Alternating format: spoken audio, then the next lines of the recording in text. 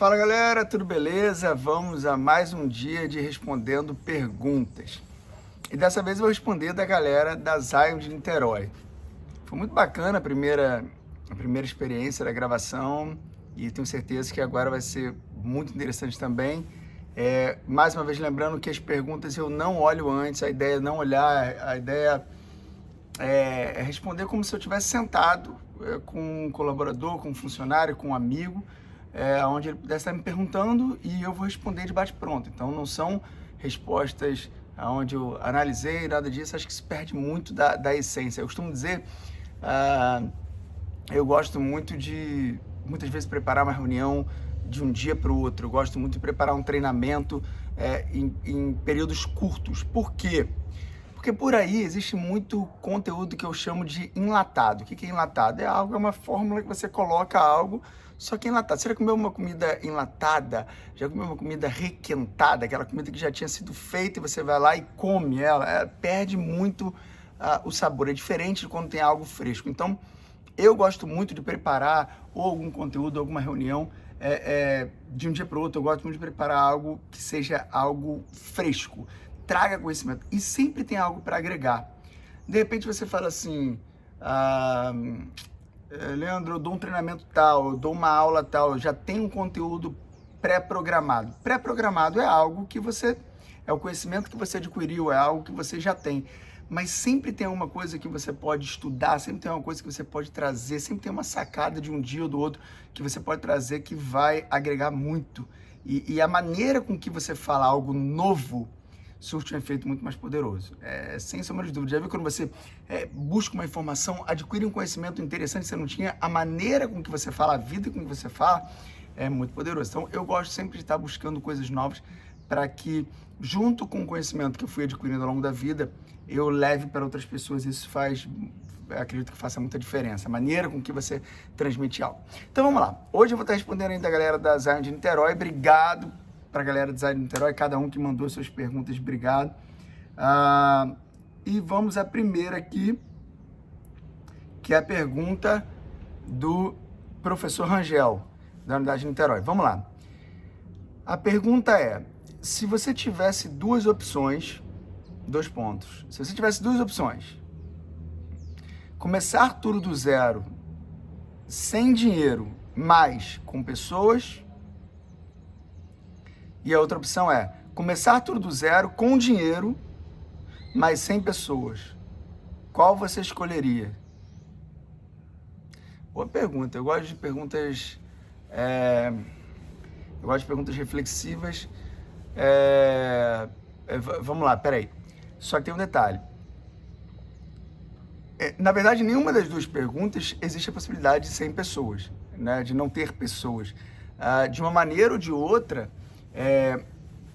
eu teria que, vou começar algo com dinheiro, 100 pessoas, eu formaria uma equipe, eu montaria um time, eu não tenho nenhum problema em relação a isso, eu tenho prazer nisso. Se eu fosse pegar, eu tô aqui uma escola do zero, montar uma equipe, eu tenho prazer nisso, tal. Agora, se a pergunta só porque eu tô lendo aqui de bate-pronto, se a pergunta é, começar algo sem dinheiro, mas com pessoas, e no outro caso, começar algo do zero com dinheiro, mas sem as pessoas que você conhece, ou seja, se a pergunta for, eu preciso das pessoas, sempre, todo mundo, ninguém cresce sozinho. Eu acho que o cara que cresce sozinho, ele vai ser egocêntrico, egoísta, vai ser mal, não vai ser feliz. Então, eu gosto do crescimento de todo mundo junto. Então, se eu for ter dois cenários, montar pessoas do zero com dinheiro, ou, segundo cenário, pegar o time que eu já conheço, né? As pessoas que eu conheço, vamos botar aqui, Elias, Fábio, Paulo, Anilton, todo mundo, Rafael, todo mundo tal, Reginina, todo mundo da Lâmpada, todo mundo. Ou trabalhar com essas pessoas sem dinheiro, eu não tenho mais a menor dúvida de trabalhar com essas pessoas sem dinheiro. Eu sempre falo isso, excelência, riqueza não gera excelência, mas excelência gera riqueza. Então você ter um time já que eu conheço, que eu amo, é totalmente diferente. Na verdade, tudo isso ocorre por causa dessas pessoas. Por causa dessas pessoas. Então, por exemplo, quando a gente tem antes da Zion, por exemplo, eu já tinha minha casa, antes da Zion eu já tinha várias coisas. Se for pensar pelo motivo financeiro, por isso que eu sempre falo que as coisas nunca devem ser medidas pelo financeiro. O financeiro é consequência da excelência. Então, se fosse medir pelo financeiro, eu simplesmente não estaria na Zion, não estaria em nada. Poxa, tem uma boa casa, não preciso. Por isso que eu falo, não meça suas coisas pelo financeiro. O financeiro é consequência natural. Então, não. Mas essas pessoas, eu amo essas pessoas, o projeto é grande, transformar vidas, multiplicar, é um risco, é tudo, mas vale a pena. Eu quero estar junto, eu quero multiplicar, eu quero estar junto. E isso é muito prazeroso. Você tem um time, você tem uma equipe, então, com certeza. Então, se a resposta é ter esse time que eu conheço sem dinheiro ou montar uma equipe do zero com dinheiro, eu prefiro muito mais o time. Eu valorizo muito mais as pessoas e isso aí, quem me conhece sabe, né? Na verdade, muita coisa que aconteceu, para quem não sabe da história, houve um momento na história lá atrás que os Zé Ruelas, eu não posso usar esse termo sem vídeo, né? Mas que os inimigos, os que tentaram nos destruir, eles simplesmente viraram e falaram assim, olha, você pode abrir mão de todas essas pessoas, dos gerentes, que são semi-analfabetos, e ficar do nosso lado, porque tentaram, na verdade, se incomodaram com quanto os gerentes que começaram de baixo estavam ganhando e queriam mover, né? Tirar essas pessoas. E eu nunca abri mão, sempre falei assim, eu sou fiel a essas pessoas, eu estou junto até o final e tal. E talvez por causa disso aconteceu mais uma série de coisas, né? Mas eu sou muito grato a essas pessoas e não me arrependo de nada. Faria tudo novamente. Vamos lá. Mas o lado bom dessas duas perguntas é que nós, nenhum dos dois casos, nós estamos agora, né? Nós não estamos no zero, nós estamos muito avançados e vamos avançar muito mais e será só prosperidade, palavra de bênção, crescimento de todo mundo e a marca ser eternizada na vida das pessoas e nas próximas gerações. A segunda pergunta, você como empresário e com tanta coisa no mercado que parece lucrativo, por que escolher o ramo da educação e ensino? Vamos lá, eu como empresário hoje, né? Antes eu não era empresário, então eu respondi nas primeiras perguntas como que foi como que eu entrei no ramo da educação, né? Então já está respondido lá. Então eu não era empresário, não tinha dinheiro, nunca. Eu montei, eu até brinquei, mostrei para os meus diretores um caderninho meu financeiro. Desde lá de trás, eu tinha controle financeiro, ganhava R$1.000, mostrei pra galera, na prática, eu falei assim, ó, eu falo o que eu vivo, né? Então, sempre gostei de investir em mim, eu ganhava pouquinho, aí comprava roupa na Companhia do Terno, na época, na Dartne quando eu vendia pra caraca e tal, mas eu sempre investi em mim, sempre fazendo curso, fiz faculdade, não fiz até o final, porque eu estava muito empenhado no trabalho, mas estudei, fiz propaganda em marketing, então estava sempre fazendo curso e tal. Então, eu investi, as minhas prioridades eram, eu preciso investir em mim para crescer. Não existe outro meio, né? Tem gente que tem outras prioridades e vai ter o retorno de acordo com a prioridade que investiu na sua vida, né? Então, trabalho para mim era prioridade, eu tenho que dar vida por isso, me empenhar ao máximo. Então, e assim as coisas aconteceram. Agora, a pergunta aqui, deixa eu trazer uma outra conotação, se for o caso. Você é um empresário e tanta coisa no mercado que parece ser lucrativo, porque é um ramo da educação. Eu recebo hoje muitas propostas de negócio, né? Vou montar um negócio tal, queria que você estivesse dentro, ou então, quer entrar aqui no meu negócio para ter 15% e você não precisa entrar com dinheiro, mas só com seu conhecimento tal. Eu não entro porque, primeiro que não eu só vendo aquilo que eu acredito na Zion de todos os detalhes e a gente está sempre aprimorando para melhorar. Entrar num negócio que não é meu, eu não tenho prazer nisso, então eu não estou dizendo que eu nunca vou entrar em alguma coisa, pode ser um dia que eu entre em alguma coisa e tal, mas a minha vida, o meu negócio, o meu propósito é a Zion, ponto. Então, tem muita coisa, né? Sempre aparece um negocinho aqui, um negocinho ali, um negocinho tal, mas eu não respeito, agradeço tal, mas o meu negócio é a zaga. Perdão, a pergunta foi do Passos, professor Passos lá de Niterói. Valeu, Passos. A terceira pergunta, não tem de quem foi. Se você pudesse citar uma experiência desses 20 anos, qual seria a mais marcante? Caraca, se você pudesse citar uma experiência desses 20 anos, qual foi a mais marcante? Quando eu li a pergunta, veio algo na minha cabeça. Cara, a mais marcante, sem dúvida, foi o The Secret, que foi a festa que a gente fez, que foi a festa da Zion, onde tinha o meu retorno ao mercado. Ela foi a mais marcante para mim porque só quem ficou sem poder, preso, né, sem poder trabalhar, sem poder agir durante 3 anos, sabe o que é isso, né? Por exemplo, no futuro as pessoas vão perguntar o que foi a quarentena, né? Um filho, tal, o que foi? Alguém que vai nascer ainda, tal, o que foi? Só quem passou, né, 100 dias, cara, que dificuldade, o mundo difícil, tal, só que tá sendo 100 dias. Eu passei algo 3 anos, né, sem poder, cara, foi muito punk, eu já falei que um dia eu vou escrever um livro sobre isso, foi muito punk, muito punk. Então, depois de 3 anos sendo perseguido, quando eu falo perseguido, são pessoas ao redor da minha casa, se você conversar com algumas pessoas, uns diretores, até o Fábio já teve, num dia da audiência, tinha um carro perseguindo ele, então foram coisas muito pesadas, queriam nos destruir mesmo, e um dia eu ainda vou contar essa história que é muito, muito, muito top, é um filme, né, é uma série, na verdade. E aí depois disso tudo, eu pude voltar, então assim, o dia do The Secret, que foi a festa que a gente fez no Praia Clube, que foi lindíssima, festa linda, linda, linda, linda, linda.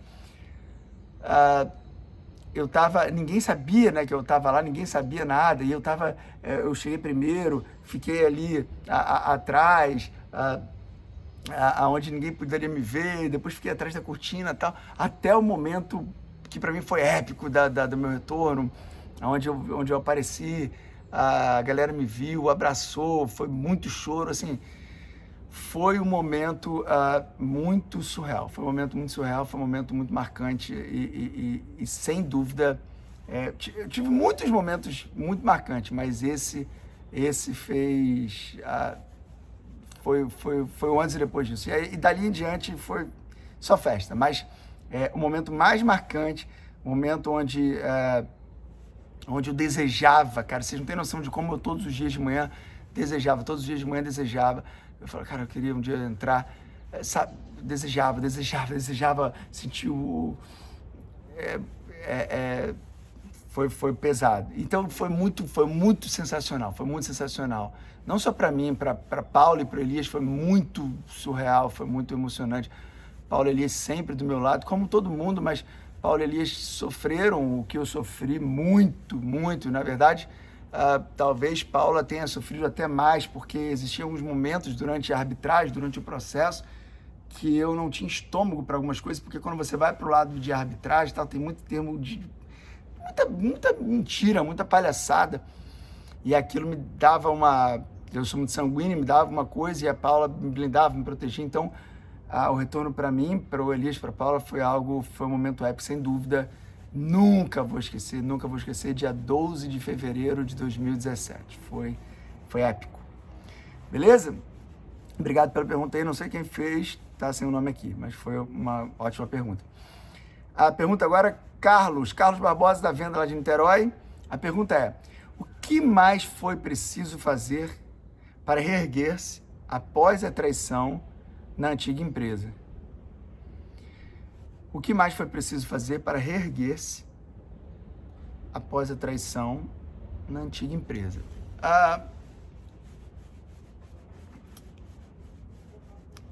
Quando tudo aconteceu, eu acho que, tirando aqueles que sempre tiveram do meu lado, mas ninguém acreditava que a gente ia reerguer. Ninguém. A gente lutou contra uma máquina bilionária, com política por trás, com articulação jurídica por trás. era mais do que Davi e Golias, era com dinheiro por trás, era muito pesado, né? Então, quando aconteceu tudo na traição, todas as pessoas falaram assim, já era o Leandro. E por isso muito já, deixa eu trocar de time logo, deixa eu vestir a camisa do time logo. Eu sempre tive convicção que a gente ia levantar, ia reerguer, ia derrubar o gigante. E a gente foi muito, muito firme para tudo acontecer. Agora, eu vou falar uma coisa aqui que acredito que vai agregar muito. A traição, ela tem dois caminhos. Presta atenção no que eu vou falar. A traição tem dois caminhos. O primeiro caminho gera traumas, que é o mais comum, gera traumas. Essas traumas geram dores, né? Traumas, dores, sequelas, vamos botar assim.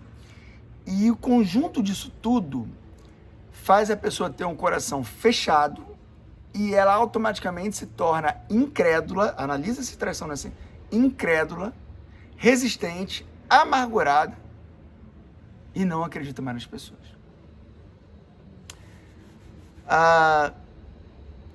E essa, ao meu ver, foi a maior estratégia, vamos botar assim, do inimigo, né? Para a minha vida. Que é o quê, Leandro? Porque o que eu mais fiz durante a minha vida? Acreditar nas pessoas, multiplicar as pessoas e tal, senão eu viveria uma vida independente. E ali, o recado da traição, e outra coisa, esse grande traidor e tal, a traição, era um dos caras que todos nós mais ajudávamos, a ponto de coisas de a gente ajudar do financeiro ao emocional a tudo, né? Então a natureza do ser humano eu não acredito mais em ninguém e tal. Então a natureza do ser humano que é traído, muitas vezes pode ser perder a sua essência. Uma vez, eu fiz um café da manhã com os líderes, né? E eles estavam muito doídos, todo mundo muito doído, né? Indignado, revoltado. E naquela ocasião,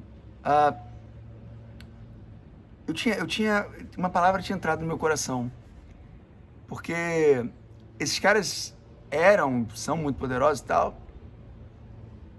e aí eu via como Faraó, e eu falei assim, cara, Faraó, ele tem poder sobre a terra, mas Moisés tem poder sobre os céus.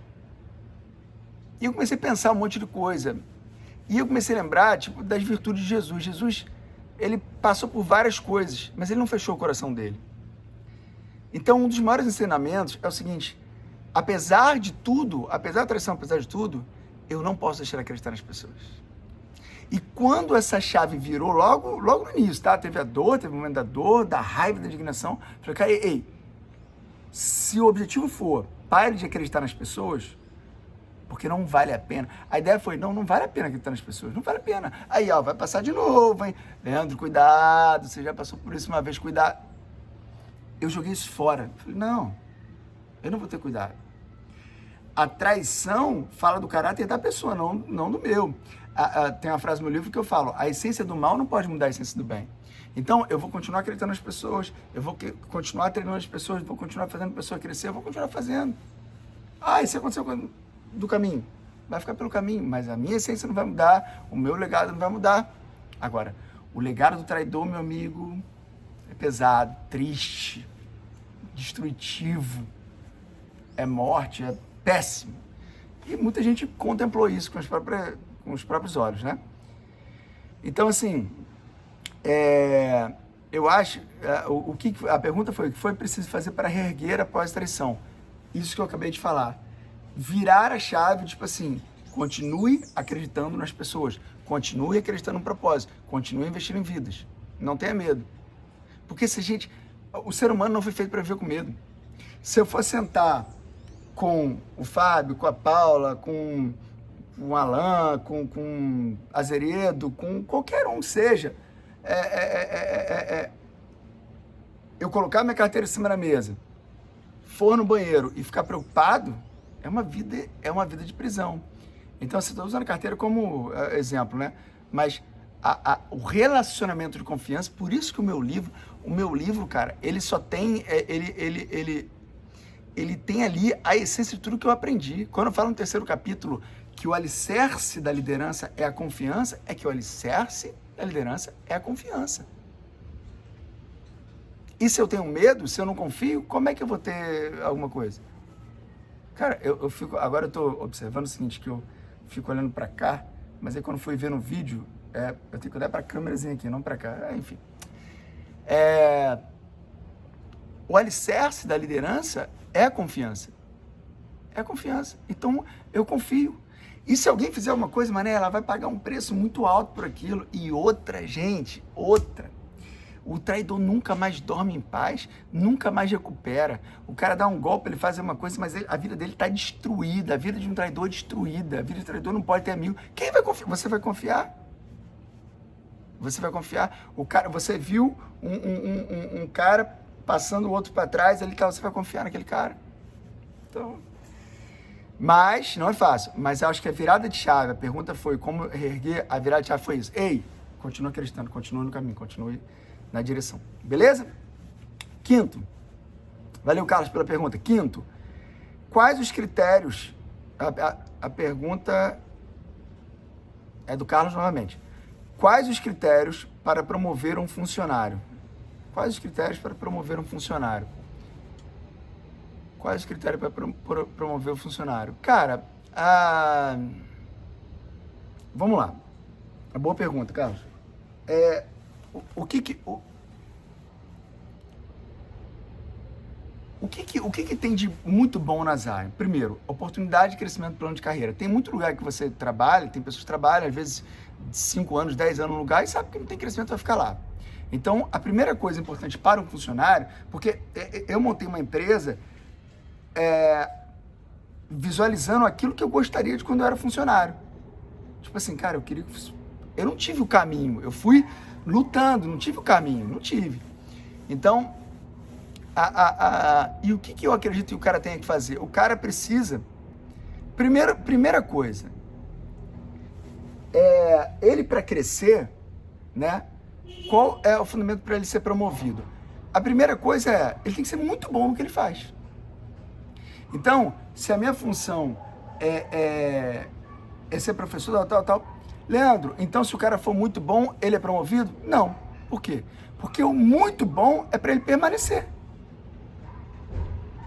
É isso que muitas vezes a pessoa não percebe. Presta atenção, a pergunta foi muito boa. Eu estou muito bom na tua função. Ótimo, você permanece na sua função.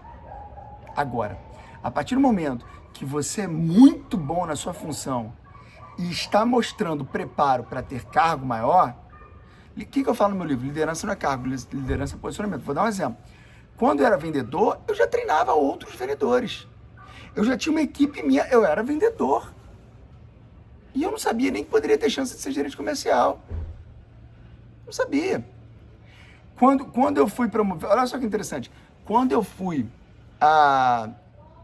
virei gerente geral, quando eu era gerente comercial e virei gerente geral, não havia nenhum cargo, houve uma oportunidade porque o outro cara lá saiu, tal, me jogaram lá. Mas por que me jogaram lá? Porque eu já tinha um relacionamento bom com todo mundo, eu já fazia reuniões, então já era um líder. Eu era um gerente comercial, mas eu fazia reuniões, eu ajudava o acadêmico, eu ajudava tudo, tal. Então, tipo assim, houve uma oportunidade, sou eu. Por quê? Porque eu era muito bom na minha função, eu tinha um relacionamento bom com as pessoas, eu era proativo da empresa, sempre fiquei do lado da empresa, porque tem gente, tem gente que, tipo assim, torce pro líder cair. É tipo como você estivesse num navio, num barco, você tá no barco, aí tem um líder lá na frente.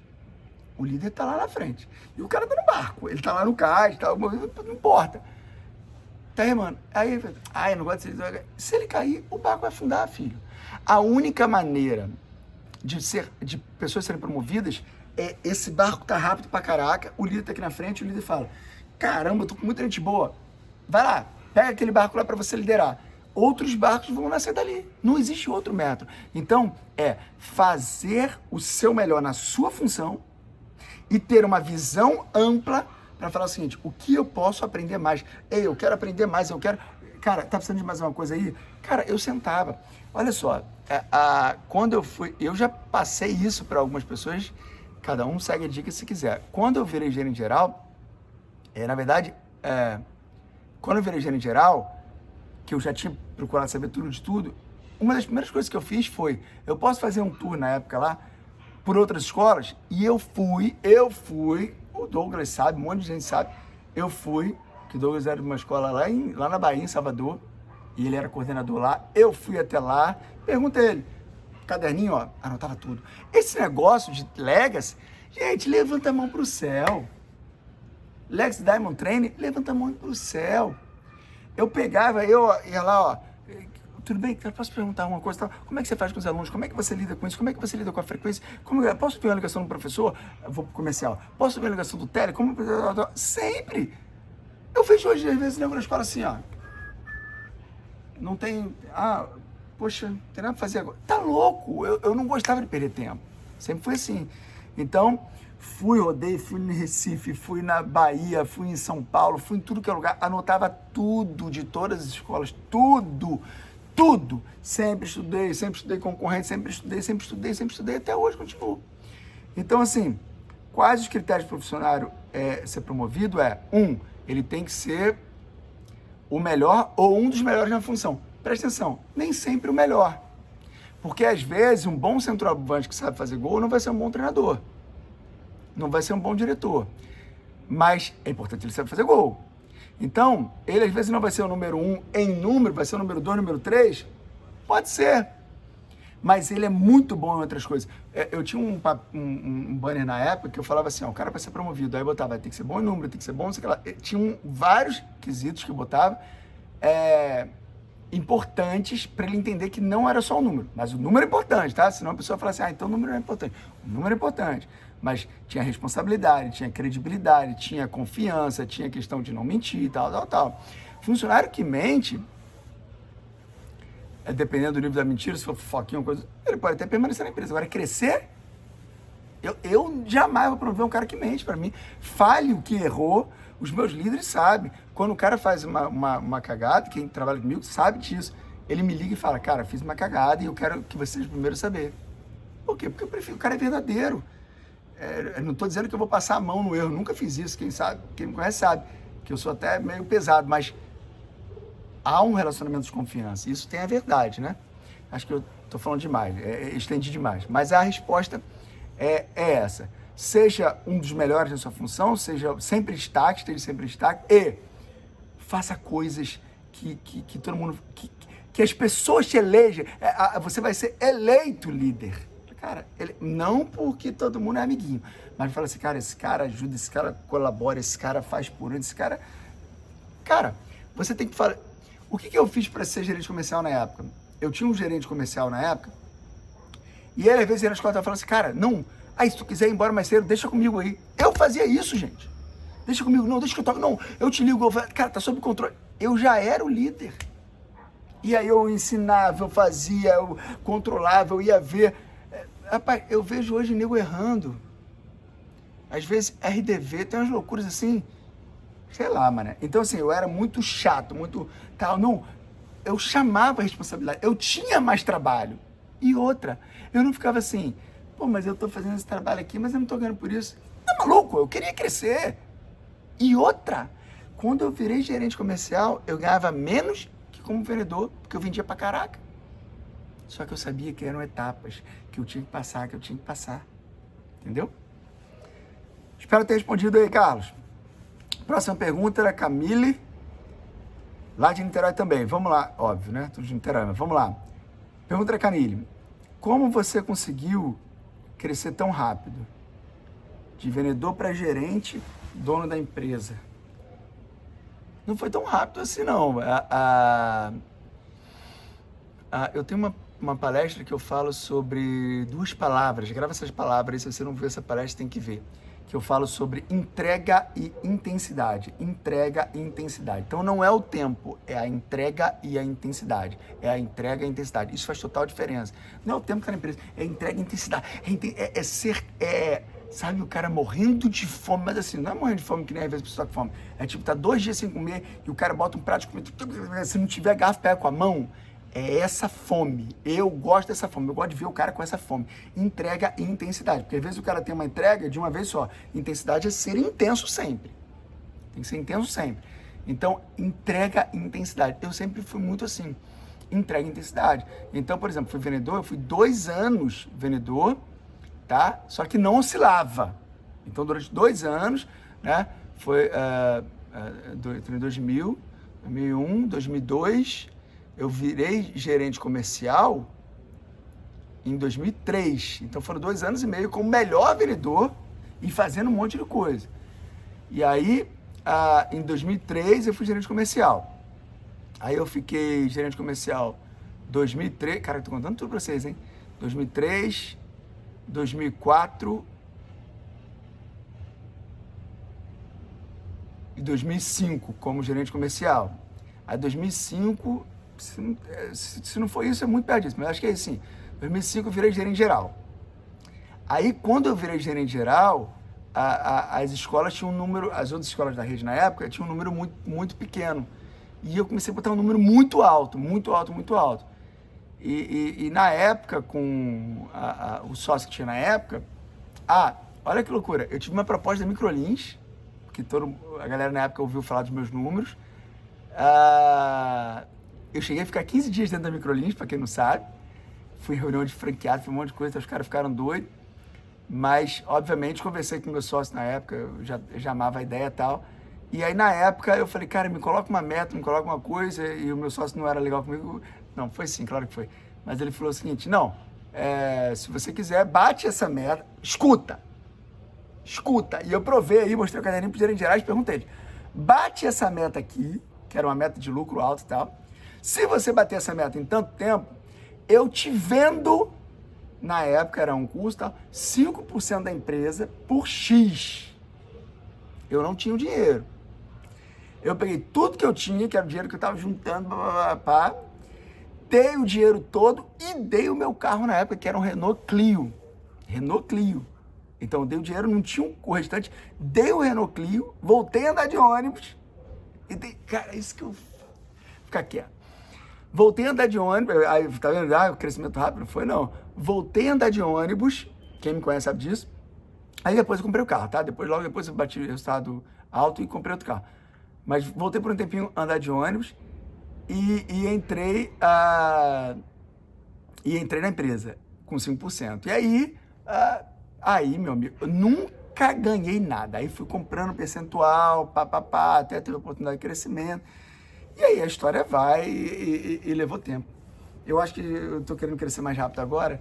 A gente vai dar um pulo aí, vocês vão ver o que eu tô bolando pro ano que vem. Respondi? Espero ter respondido. Se um dia quiser, a gente pode sentar, bater papo. Essa história que é cheio de detalhes, cheio de coisas que aconteceram durante esse tempo. E a última pergunta aqui, a 7ª.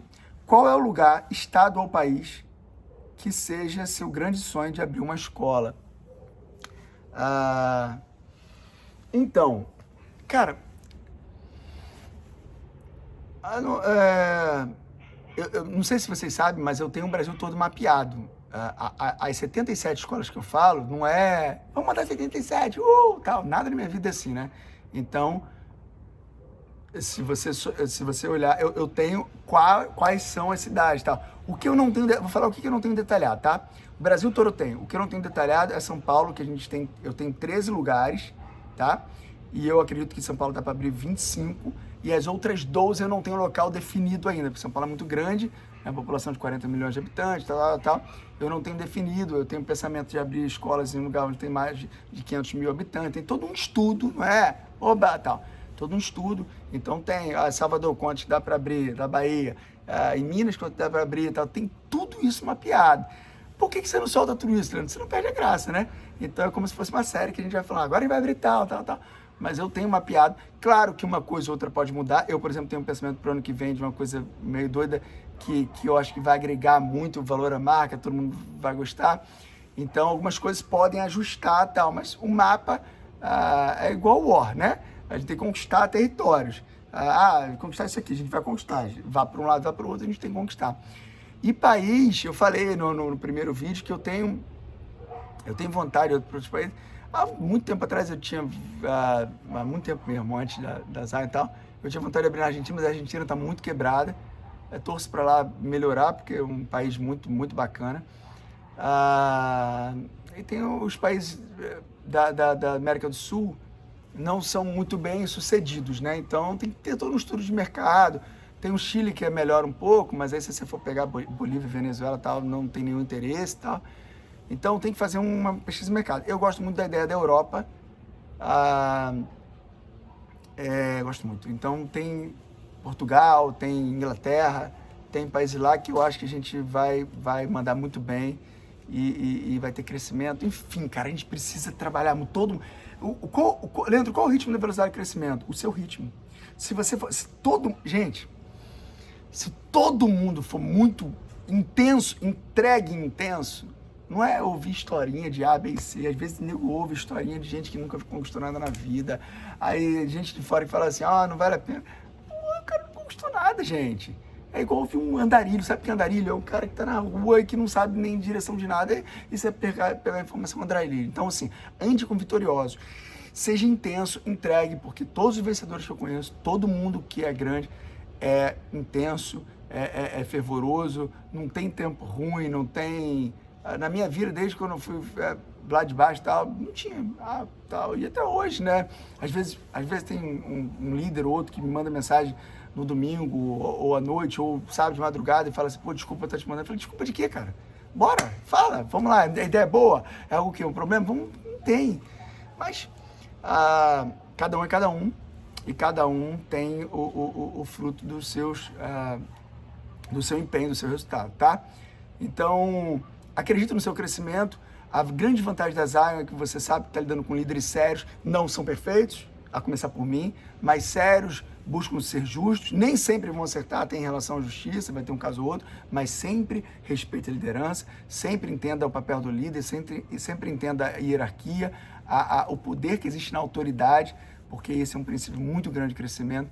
Siga essas orientações, eu tenho certeza que a gente vai crescer junto e vamos crescer muito. E é o meu desejo fazer todo mundo crescer, e esse papel não é meu, é o papel de cada um de nós, e o fruto disso... Quando a gente fala, olha só que interessante, esse aqui é um bate-papo interessante. Quando a gente fala assim, cara, tem que dar lucro. Por que tem que dar lucro? Porque para montar a escola tem que ter dinheiro. O investimento da Zion não é um investimento de um cursinho, desculpa os outros cursinhos, mas quando você fala de outros cursinhos aí, o investimento é 150 mil, 200 mil. O pessoal sabe. É só olhar, entra lá em franquia, você vai ver. A Zion é mais de 10 vezes isso. Então, assim, é um investimento alto. Então, eu não preciso comprar mais coisas. Então, a gente precisa investir em mais escolas. Né? Claro que todo mundo vai... Eu vou comprar mais coisas, sim. Eu quero que os líderes ganhem dinheiro, cresçam, tá, tudo isso. Mas eu quero que todo mundo cresça saudável. Eu quero que os gerentes sejam prósperos, que melhore a vida da família. Mas isso requer um trabalho antes. Melhore a vida da família, monte uma escola direita, tenha o melhor para os alunos, coloque os alunos no mercado de trabalho. E tudo isso precisa de treinamento, precisa de intensidade, precisa de entrega. Beleza? Galera, espero ter respondido aí. Obrigado, galera do Design Niterói. Depois eu vou estar aqui respondendo mais perguntas. Valeu? Forte abraço.